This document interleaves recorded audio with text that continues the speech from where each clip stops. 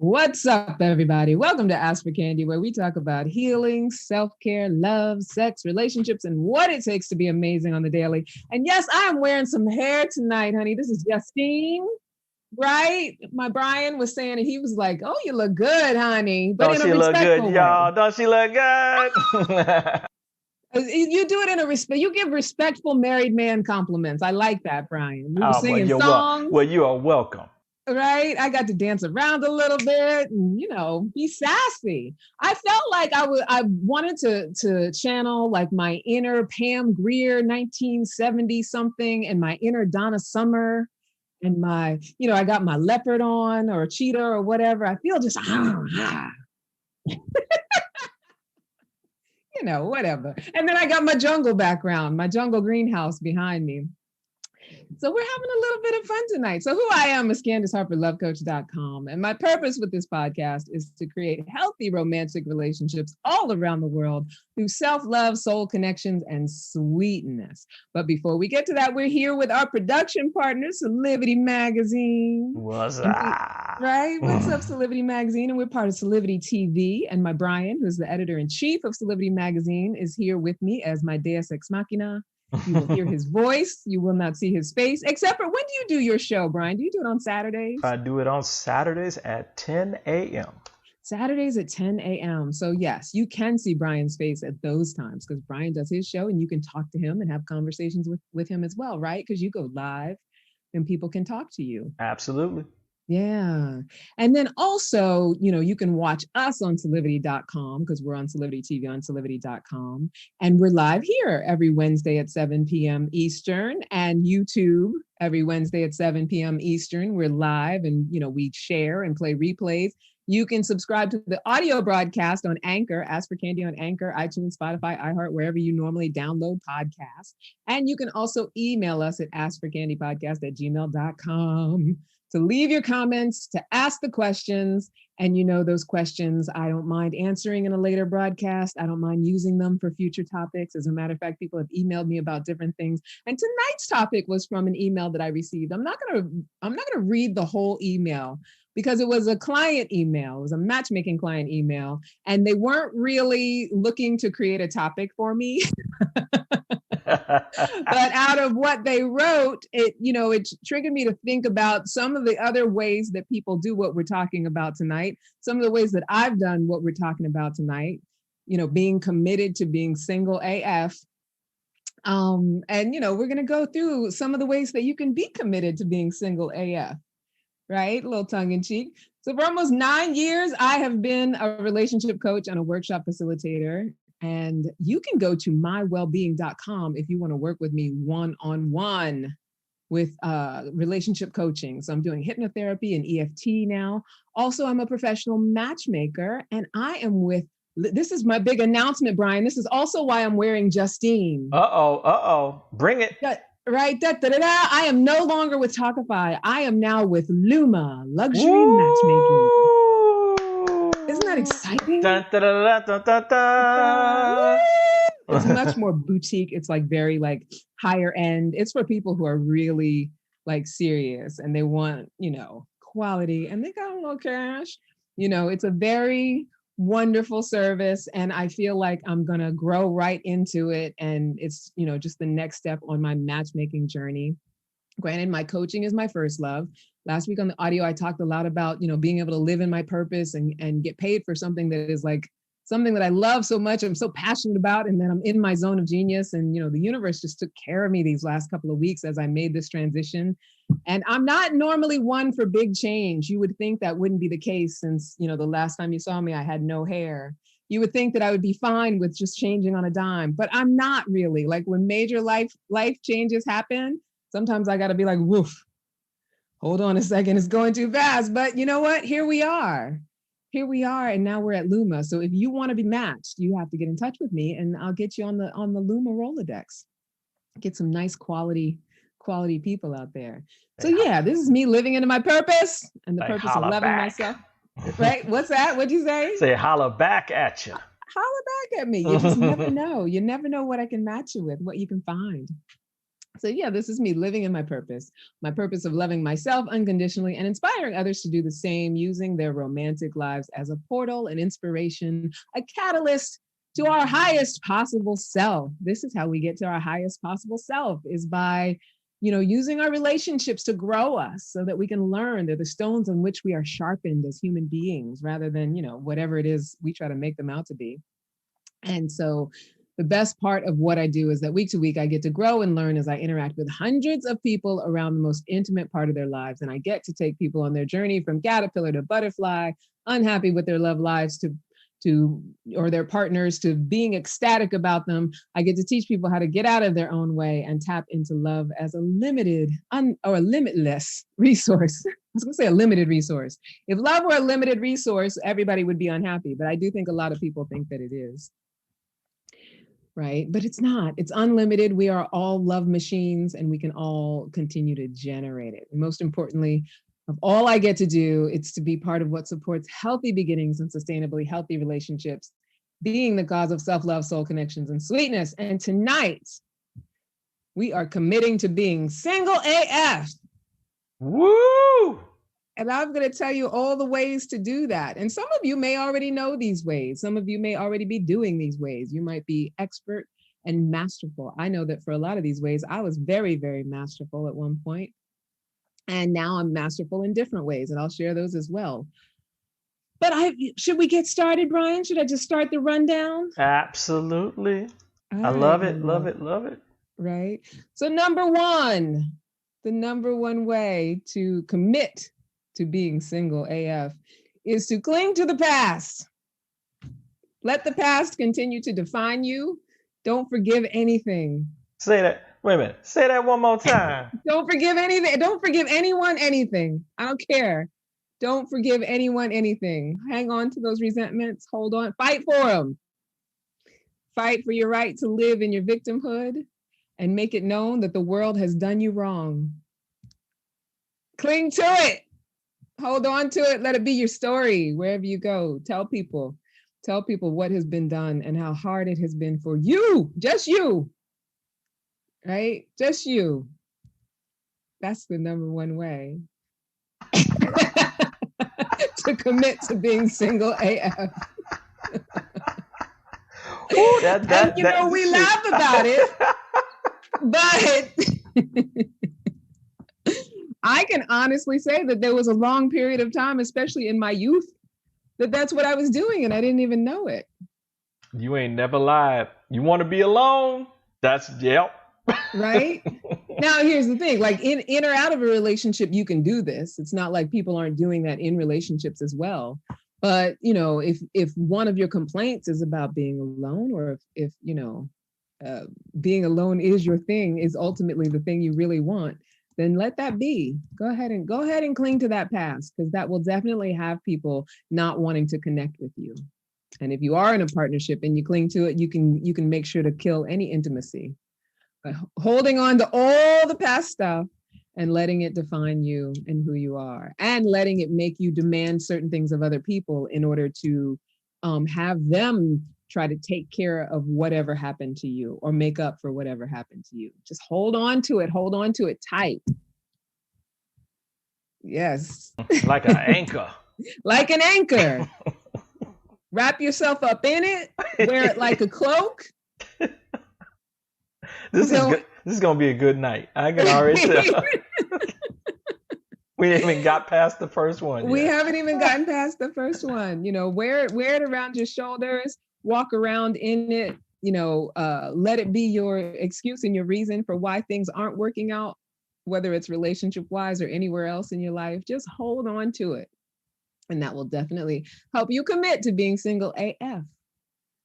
Number two.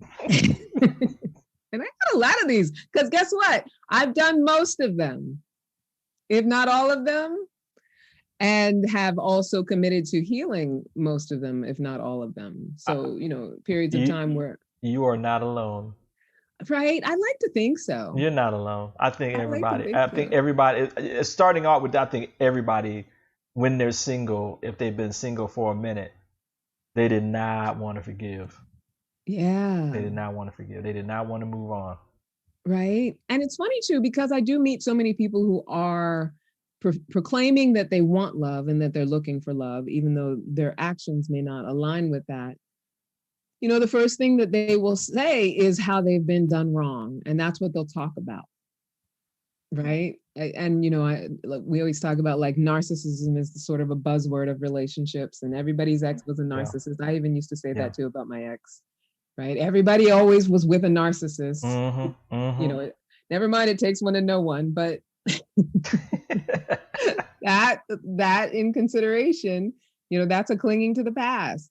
Like, I've been through so much. I picked all these wrong people, and something was wrong with all of them.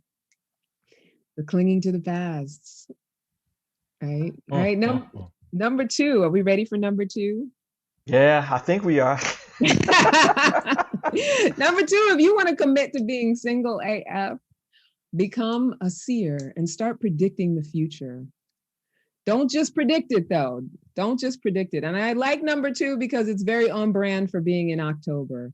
Don't just predict the future, make it really bleak. Like, assume that the future is everyone that you meet is going to have a negative agenda, and treat the people that you meet, especially the people that you meet romantically, with suspicion. Like, assume that because whatever you've dealt with before with other people, that the people that you're going to meet are going to be just as bad, and that people just can't be trusted, and that they're going to do you wrong. And really marry yourself to that belief. Really commit to that belief. Envision yourself alone, having avoided all the bad things that could have happened if you'd taken any risks. Like, see that in your mind's eye. See yourself, really basking in that aloneness. Oof. And believe in it. Mm.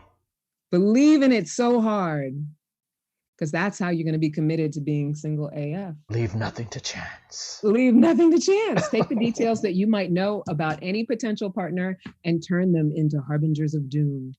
Like, right? Like, for instance, some of my clients will say, well, this would never work out. They live 30 minutes away. That's too far to drive. Like, find little things that make it so that whatever could be possible cannot be possible. Right? I have a client that I absolutely adore, and he told me that he wasn't going to be interested because of her occupation. She's a teacher, and she would have to get up really early in the morning, and he likes to get up late. And so he was a predictor of the future, that her getting up early and his getting up late.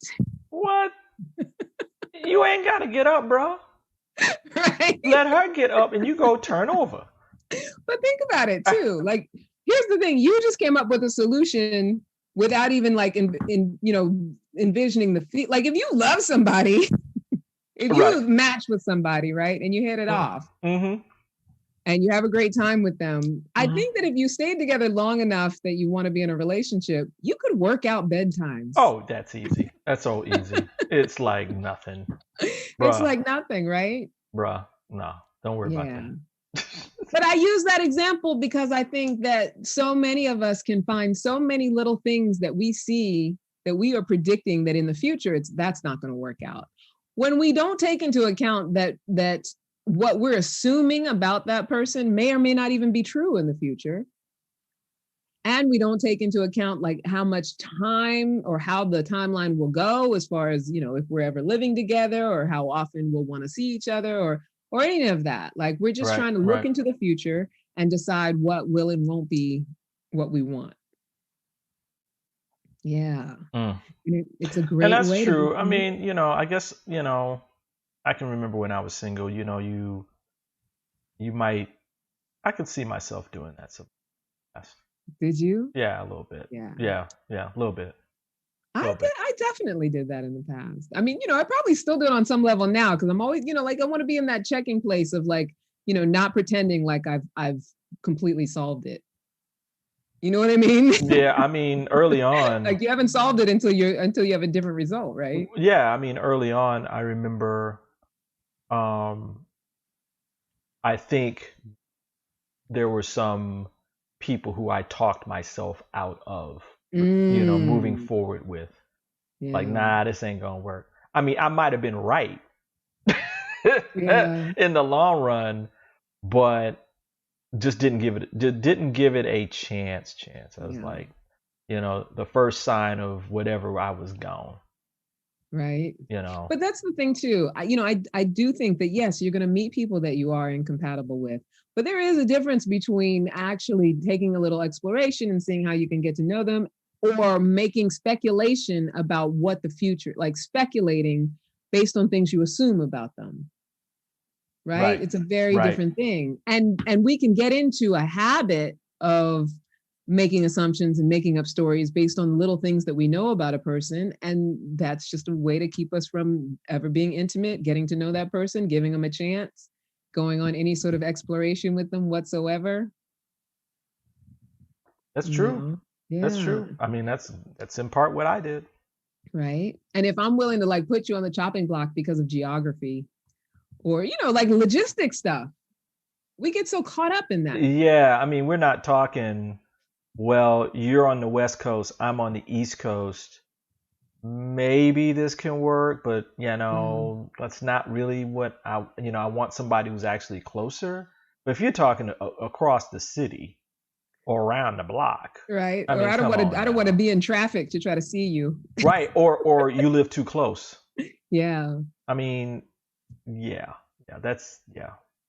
The thing is interesting though, and this is going to be somewhat of a sweeping generalization, but most of my South Asian clients, they're, when it comes to marriage, and they're really like, it's, it's a much more common practice, matchmaking in India.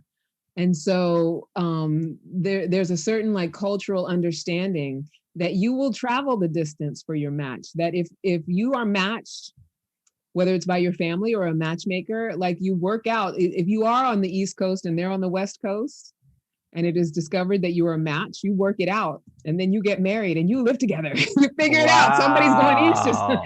There's none of that sort of Wow. like, oh, they're too far. It's like the important thing is that they may be your match anywhere they are in the world. They might be it. Wow. What can somebody get some subsidy on that or something? Right.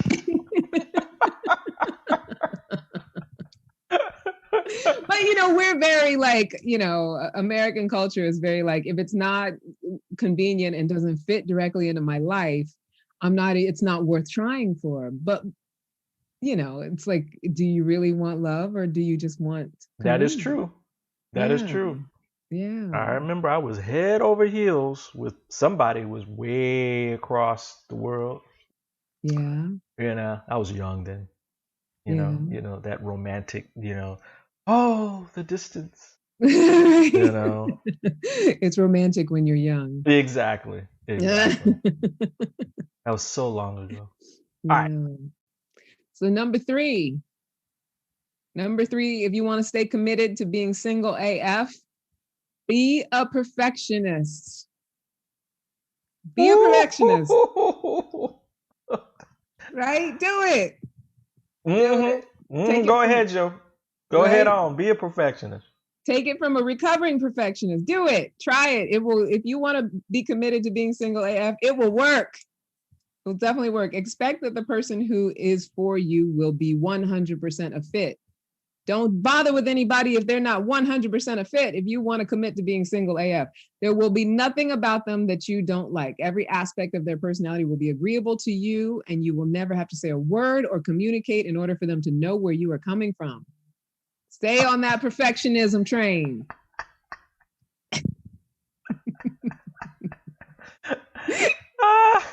Right? That's good advice for staying. He did not single. use the right fork at dinner. Right? He didn't pull my chair out properly. He didn't wear the right shoes. He said something in a funny way. He didn't pronounce that word right. His tie was not tied. Oh, right? It was awful. She didn't know the capital of Ohio. Like whatever. Nitpick. Find all the things that are wrong with that person and expect them to be perfect. Wow. Yeah. I actually was reading a client profile, and they actually said in it that I will not settle for anything that's not 100% of what I want. And they use the word 100% of what I want. Wow. And yeah. And how true is that, Candice? How true is that? Dun, dun, dun, dun. Right? It's crazy though. Yeah. I think people do expect some parts of that to be so. Yeah. I think that sometimes with our language and with our thinking, we don't really think about what we're saying when it comes to that sort of thing. Right? So if I say that I want somebody, especially if I'm someone who has, and we've talked about having a list of the standards, a list of all the things that you want, right? And I'm wanting someone to fit everything on the list. If I think that's what I'm to be doing, I don't question that thought. And that's a lot of what this is about, is like questioning these behaviors and asking myself, am I doing this? Am I being these things? The perfectionist thing, I really had to look at myself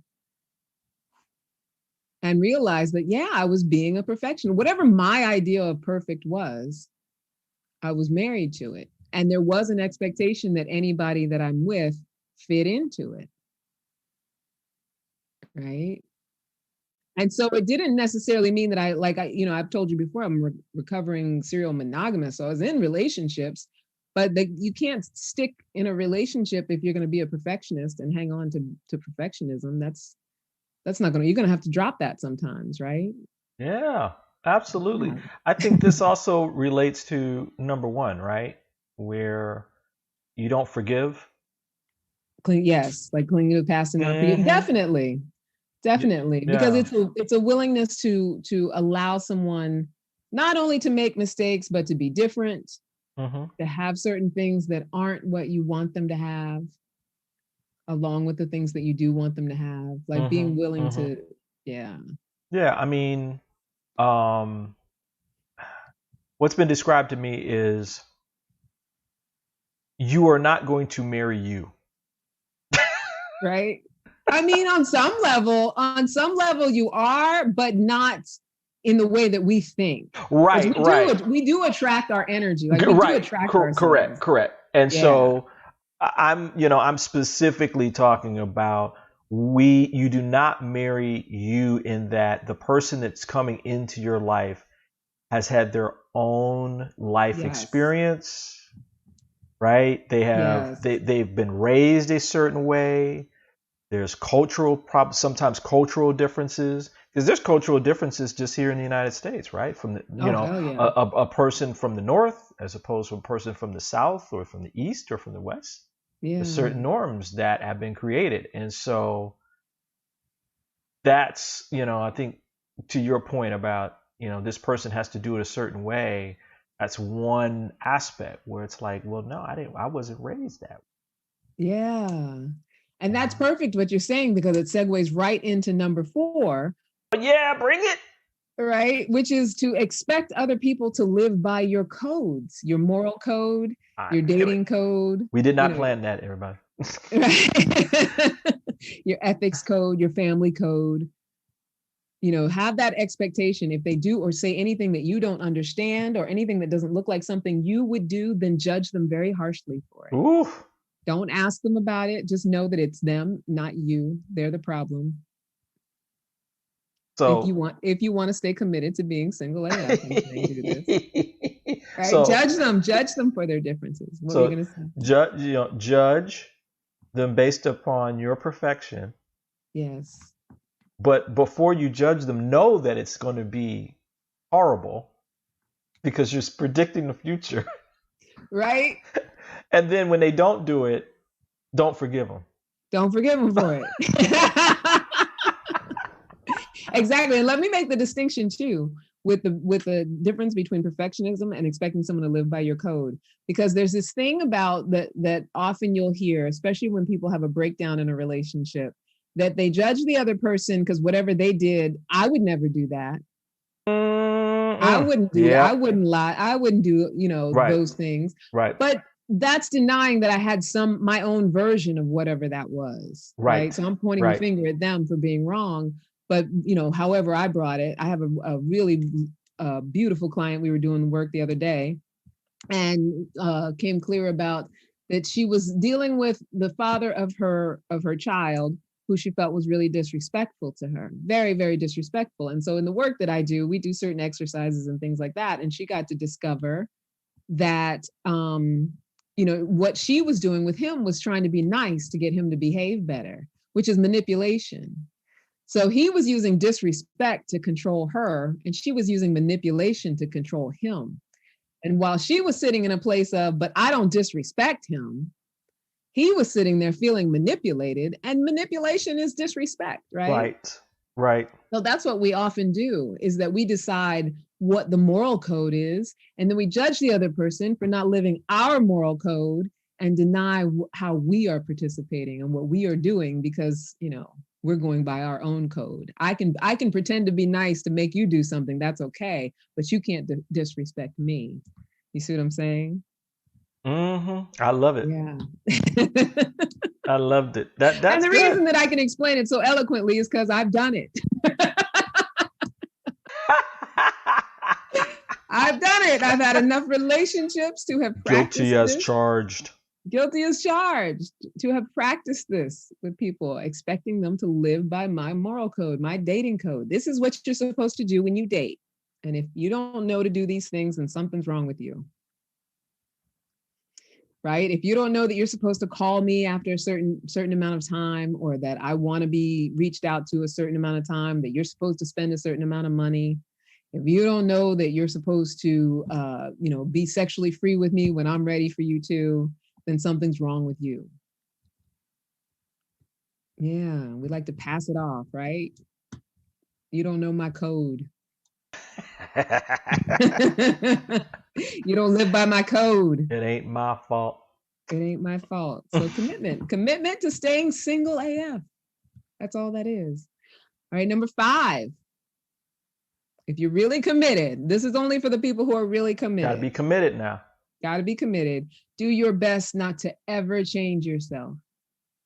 Your mind, your beliefs, your whatever limiting thoughts you might have about yourself, your physical fitness, your talents and abilities. Don't practice, don't learn nothing, don't bother. Don't need it. Don't need it, because you are committed to staying single AF, right? Don't feel like you have to grow. Leave them same underwear on. Right. That's all right. You don't need to do that. Don't change your BVDs. No, she'll understand. But this is, this one I thought of is more for people who really get stuck in believing that their feelings are facts and not ever wanting to entertain the possibility that what they believe might be unworkable or sabotaging them. People who never question what they believe. People who tend to, let's say, get easily offended by things and, really hold on to that without ever examining or questioning, like, what really is going on.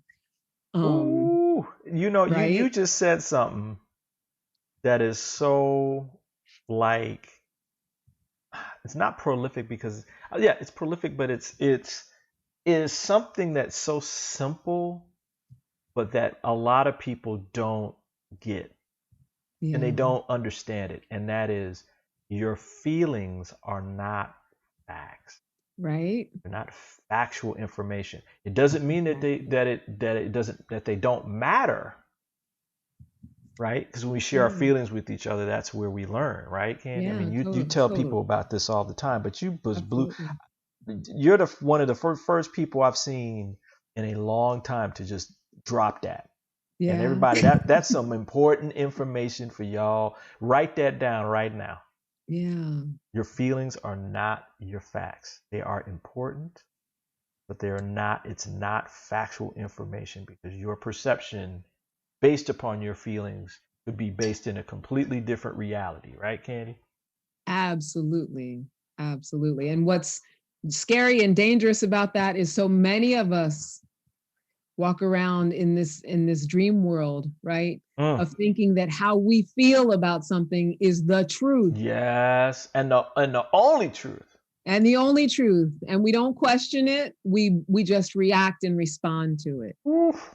So if I feel something about how you feel or how you think or how you behaved, and I make a decision that that's the truth, I could be walking around resenting you.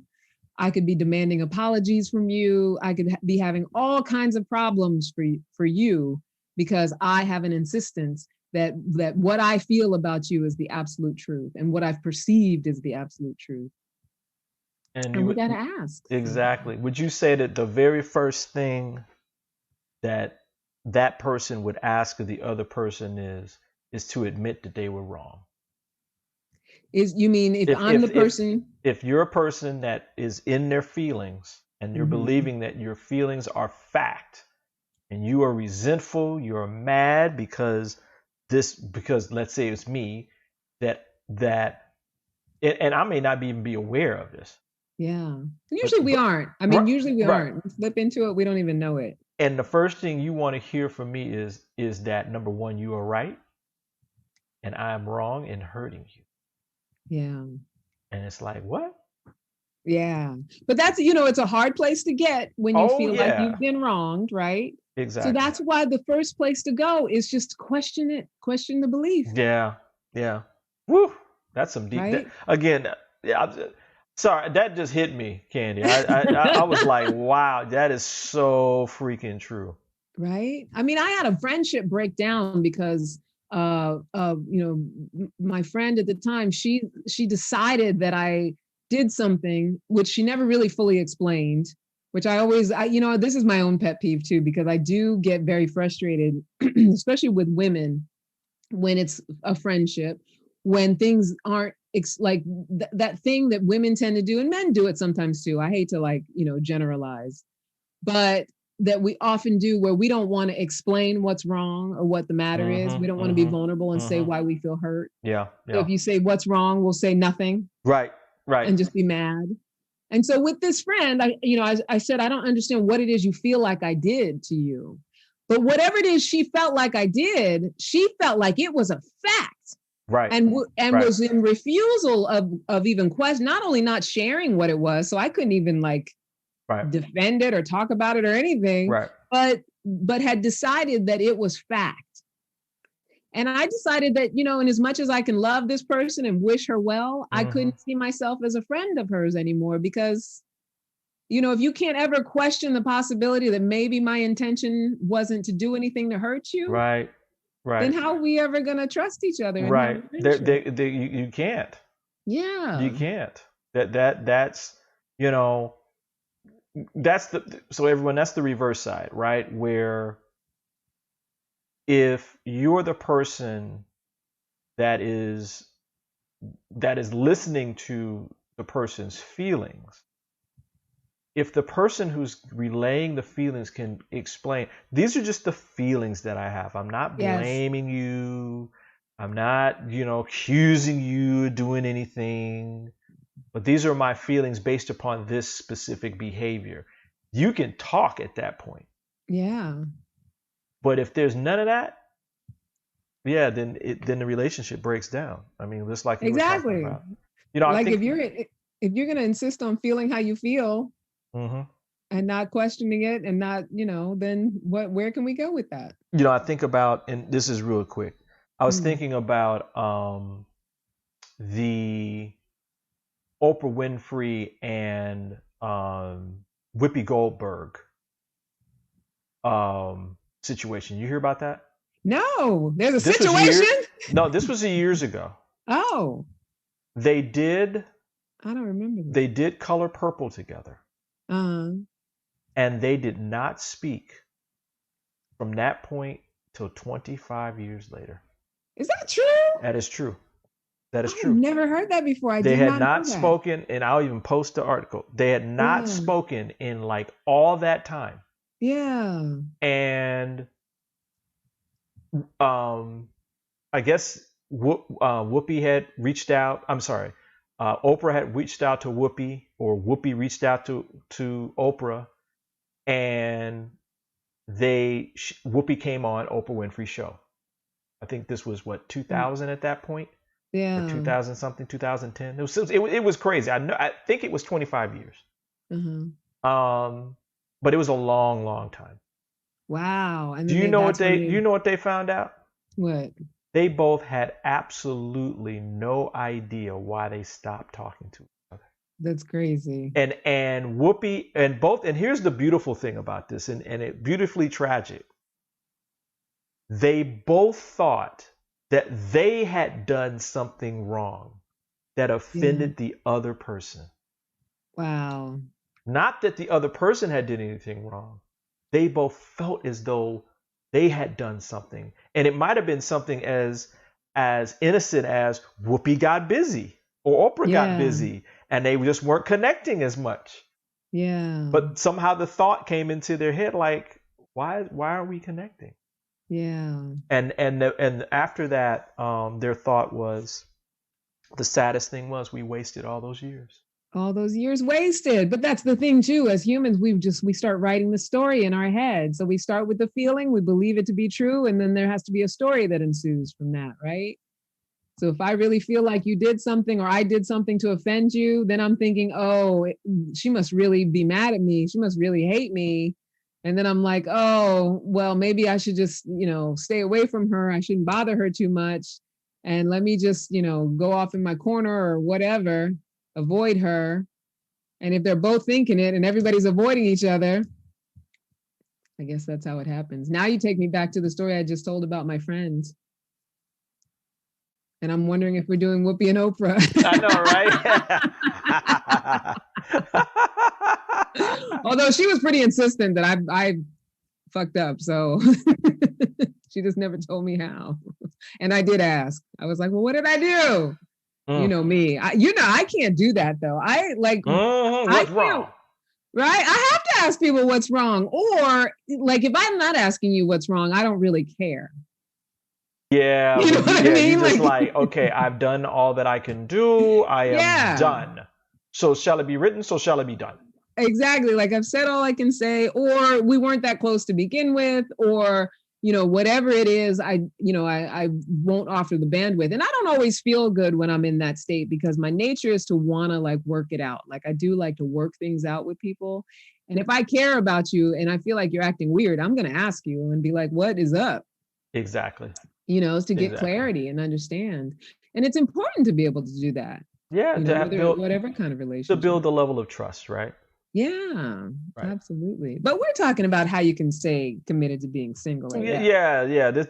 We ain't trying to mess up your single thing, y'all. So exactly. We trying to make sure that we give that Candy tells you about all these ways of staying lonely and alone. So staying lonely and alone and asking people what's going on with them is not going to help you stay committed. So don't do that. Single AF. Don't ask. Don't ask.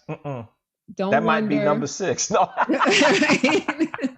Well, actually, number 6 number 6 was what the email was inspired. What inspired the email, or the email inspired number 6, and then the rest came along. Because I had someone email me about all of the physical ailments and reasons why they cannot, why they need a specific kind of person to date.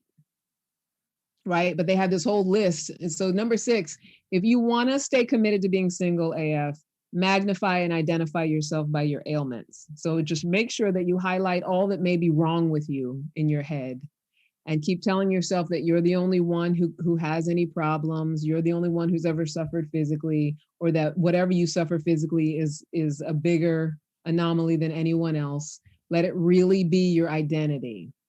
Wow. Right? Because we've all had different levels of experience, like somatic experiences, things that go on in our body, right? And so we could really identify ourselves that way. And that can be workable in some ways. Like, me, sometimes I'm bald headed, sometimes I got hair on, sometimes I, whatever. Like I can identify myself as a bald woman.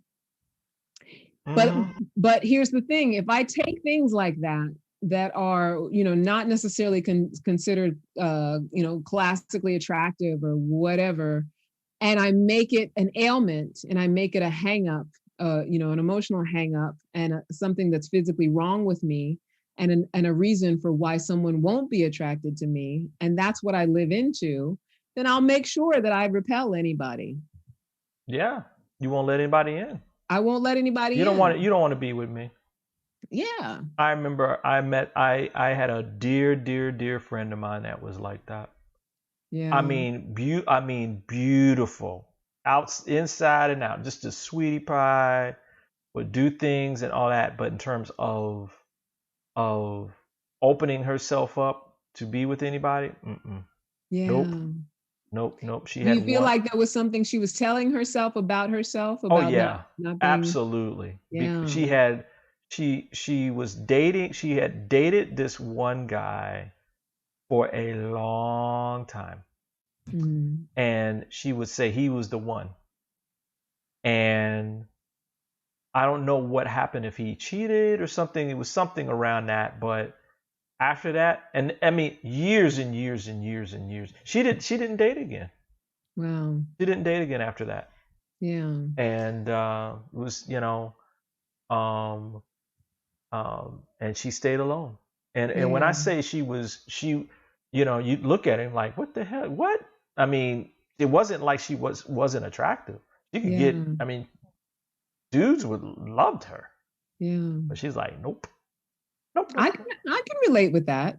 Because what happens is you build up a story of like the things that are wrong. Like, you see and perceive yourself different than anybody else does, right? Right. Exactly. So you build up a story. And the email that I got, he's talking about how He's got an insomnia problem. He has to take prescription medications, and that his IQ is so high that if he deals with someone with low intelligence, it triggers his bipolarism. Like just all these like things that are like, you know, a combination of what doctors may have said, but then also stuff that he made up to try to manage around it and really make it, you know, and to me, it was a very extreme version of that way that we take on our faults as our identity. I remember there was a woman, beautiful young woman, who once posted about having a hard time dating because every time she'd hated having to explain her depression, you know, with everyone that she dated.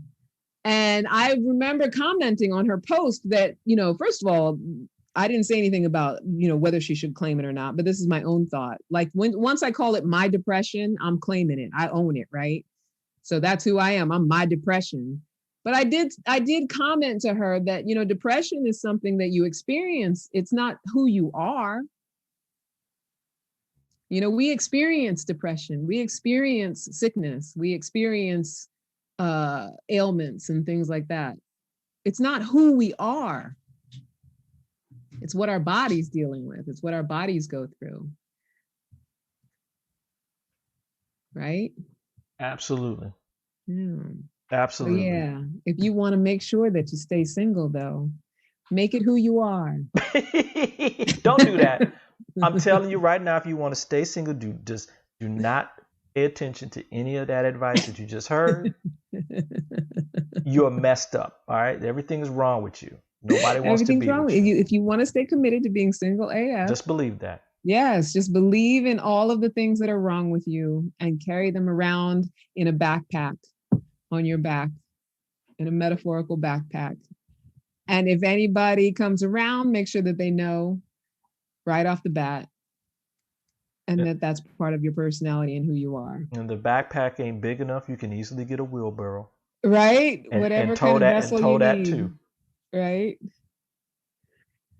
Honey, do we need to take a commercial break? Yeah, we can take a quick commercial break. How about that? Yeah, I mean, we still got a few more, but the time is going fast. But I don't want to always just be inundating the people. I see some people have joined on the watch party. But yeah, let's take a little commercial.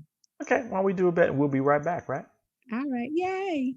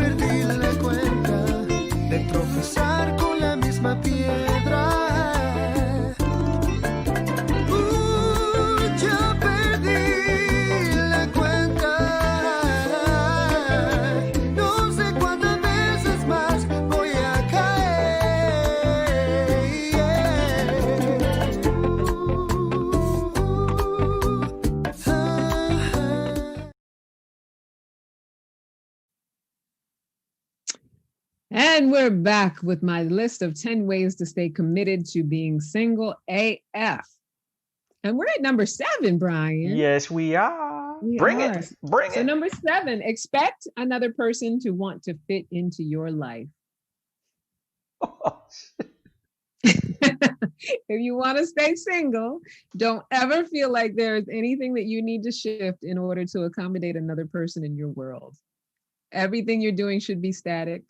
They should adapt to your daily routine, like your needs and habits, like a Marine, and how you want your living space, everything to be. And it's funny because I think of, like, as I was writing that one down, I thought of that actor, John Cena. He was on that wrestling reality show for a little while, and he used to date that other wrestler. I want to say her name is Nikki something.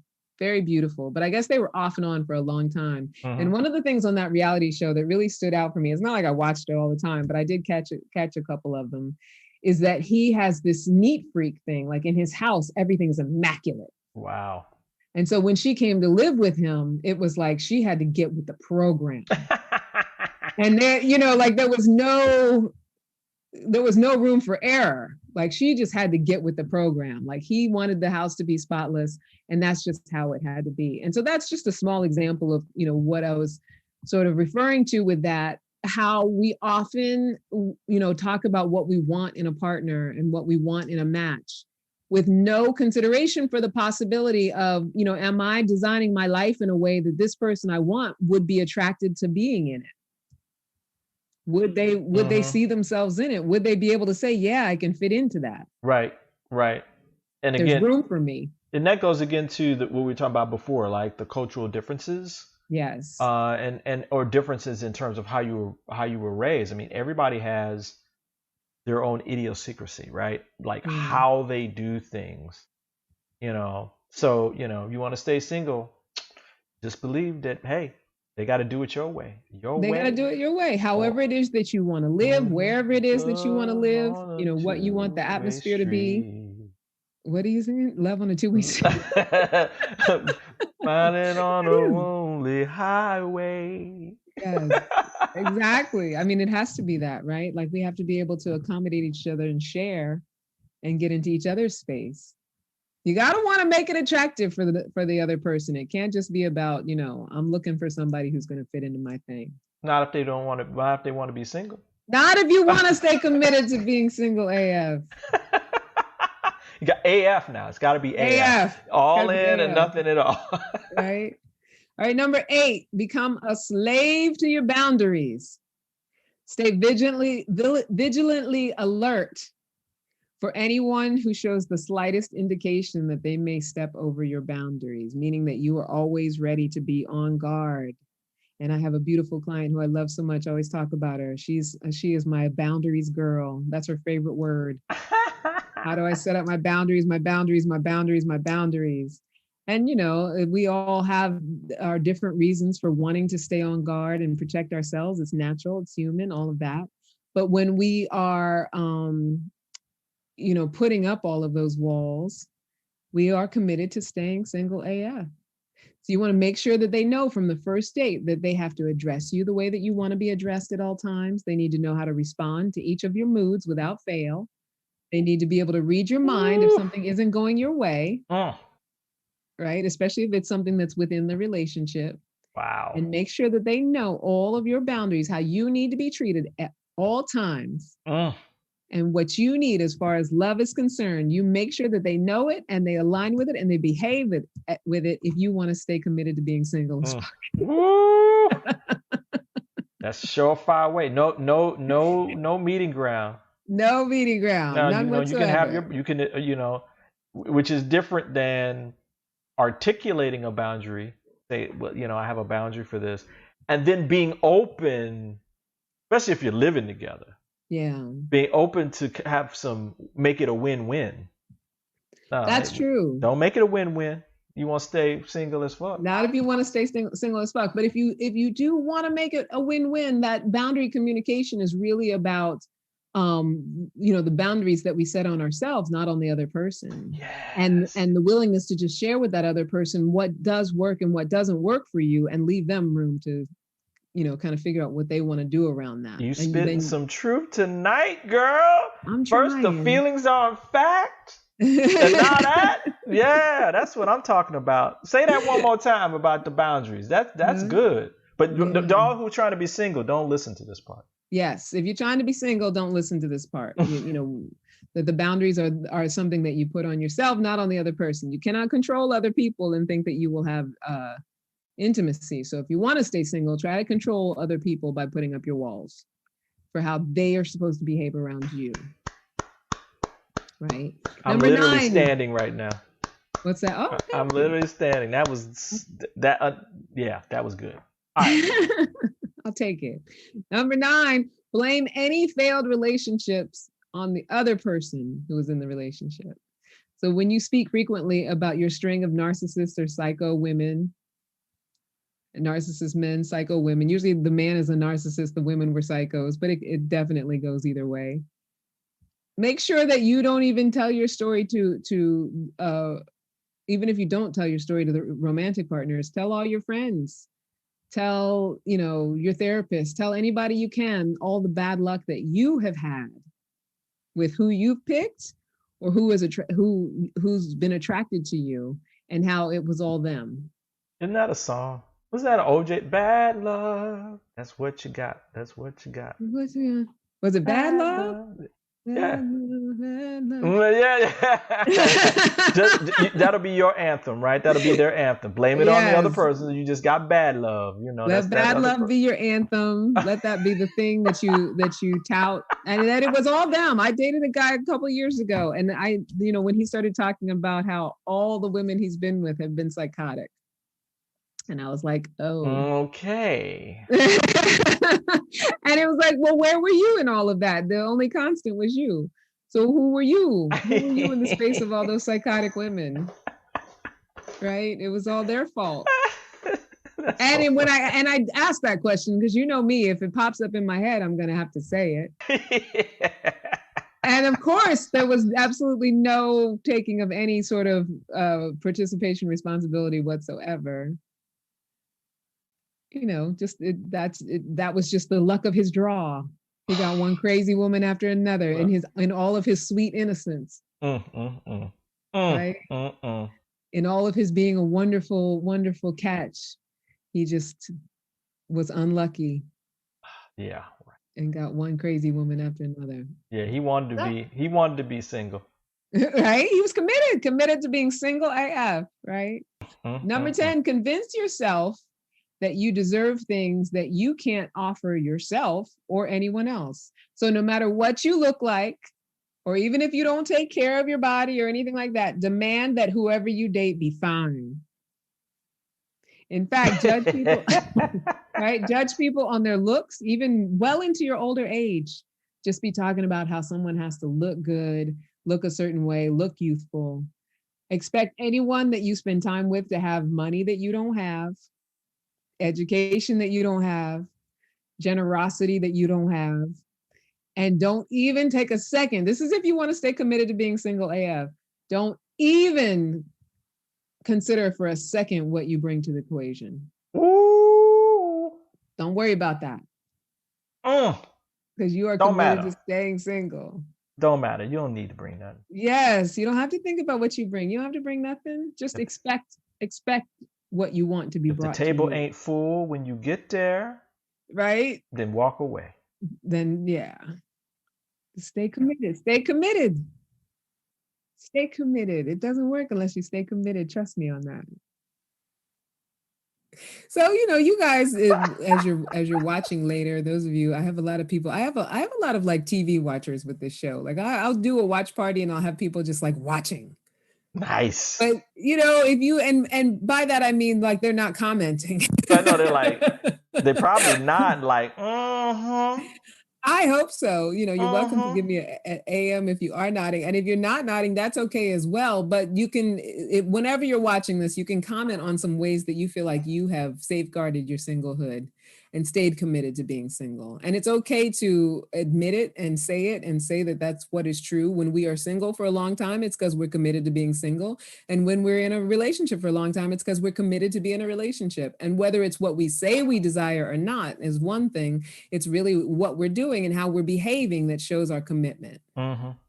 And so personally, like a lot of those things that I mentioned, personally, I feel like I'm on a healing journey around those things. And so I don't feel like I do very many of those things anymore, but some of the things that I do still do that show that I'm committed to being single AF is that I keep my schedule absolutely full. Like I love what I do for work. So I'm always working. Right. I put all my energy and my bandwidth into personal growth stuff, whatever I want to consume as far as reading things and, listening to my Audible books and things like that.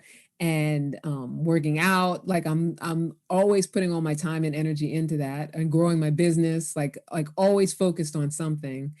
And also I try to just keep my life as simple as possible.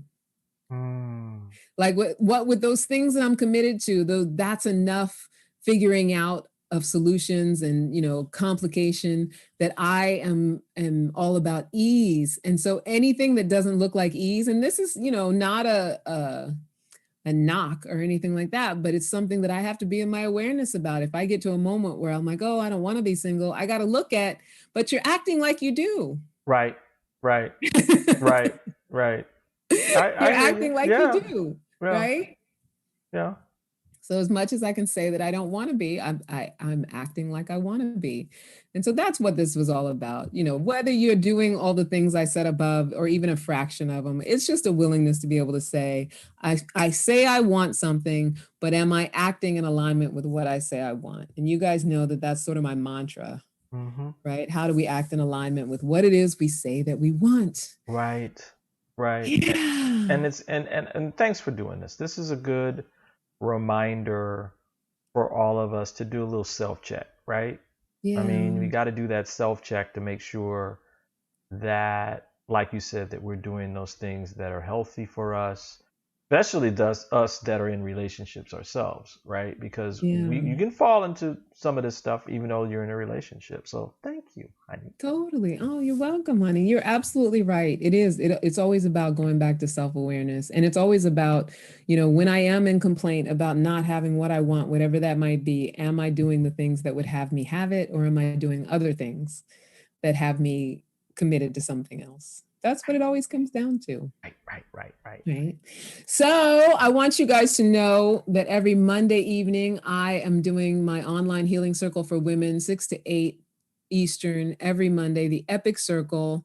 And so you can go to meetup.com and sign up for that meetup and come and join us at any time. And we do a lot of work around the stuff that I'm talking about. Last week, I was talking about Byron Katie's The Work, which I have now incorporated as one of my coaching tools. I've been studying it for about 12 years now. And, you know, I finally got to the point where I wanted to learn how to facilitate it. So that's another thing that we do. I do hypnotherapy. We do a lot of, you know, healing ritual. We do exercises. It's amazing. If you want to learn ways to communicate, forgiveness, self-love, growth, all of that good stuff, be in touch with your purpose and be in a community, a supportive community. That's what the Epic Circle is for. So go to meetup.com to join the Epic Circle. Thank you so much to my Brian, You're welcome. editor-in-chief of Celebrity Magazine. Yes, thank you. It's been wonderful. And we want, like, our show. So we have D'Angelo on Friday night at 7, right? Yes. We have Javier Tomorrow, on Thursday night at 6. At 6 o'clock. We have, who else? We have Francesca and Natasha on Wednesday at noon. Wednesday at noon. And then we've got Betsy DePico on Wednesdays at 9:30. Wednesdays at 9:30. We got Alexa Marine on Monday and Thursday at 9 o'clock. Oh. And then live with Jesse and Mel at 5:30 on Sunday, Mom and Dad. Check them out. Jesse and Melva, Mom and Dad. That's right. They breaking it down, y'all. If you haven't seen it, you're missing out. I love it that you put your parents to work. Oh, hey, they put me to work. So also follow us on Instagram at Ask for Candy Podcast, at Candy Love Coach, at Celebrity Magazine. Yeah. And don't forget to subscribe to our YouTube channel, which is Celebrity Magazine on YouTube. Yep. Celebrity Magazine on YouTube. I'll put it right in the chat right now. Okay. So that everybody can go check it out. And if you know, one thing that I've noticed too, if folks have questions or comments even after the show, please just post them to the feeds. Yeah. We will see them. Our host will answer. You know, if you're a little shy during the live show and you want to do something afterwards, just go ahead and respond. We'll make sure that our hosts get the information and they can respond back to you. Yeah, like for instance, if you're watching this one, let me know how you feel about Justine. I want to know how people feel about my look tonight. Now be nice in terms of don't be posting nothing, you know, provocative. We will ban your behind. Not unless it's really complimentary. As long as it's not disrespectful. Yeah. Right? Yeah, you know. All right. All right, my loves. Until next time, never forget that you are a love machine. If you ever start to feel like you aren't getting the love you need, just make more and then ask for candy. I love you so much for being here. Mwah, mwah, mwah. Bye now.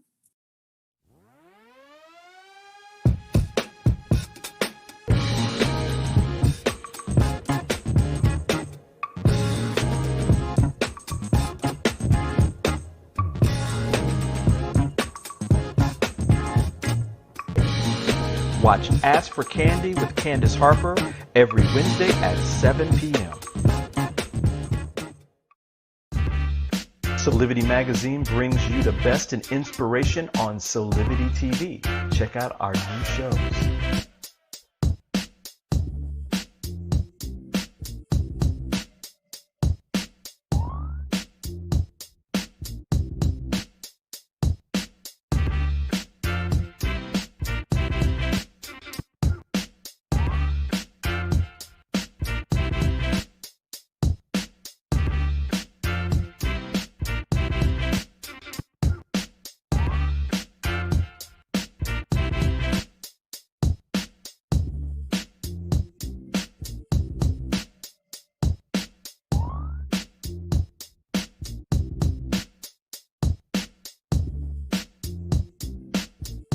Mark your calendars for Solivity Magazine shows by going to solivity.com now.